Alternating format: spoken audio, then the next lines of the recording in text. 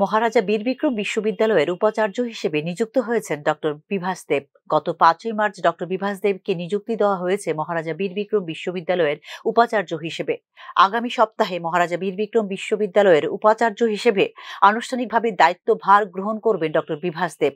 মহারাজা বীরবিক্রম বিশ্ববিদ্যালয়ের উপাচার্যের মেয়াদ 5 বছর, যেখানে সর্বোচ্চ বয়সসীমা ধার্য করা হয়েছে 65 বছর।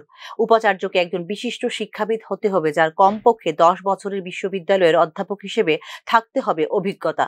ডক্টর বিভাস দেব বর্তমানে নিযুক্ত রয়েছেন শিলচরের গুরুচরণ বিশ্ববিদ্যালয়ের অধ্যক্ষ হিসেবে।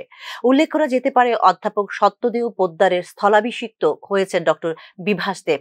2019 সালে ডিসেম্বরে এমবিবি বিশ্ববিদ্যালয়ের ভাইস চ্যান্সেলর হিসেবে নিযুক্ত করা হয়েছিল অধ্যাপক সত্যদেব পোদ্দারকে। 2015 সালে পথ চলা শুরু হয়েছিল মহারাজা বীরবিক্রম বিশ্ববিদ্যালয়ের, যার প্রথম উপাচার্য ছিলেন doctor Gautam Kumar Basu. Bureau report, news নাও।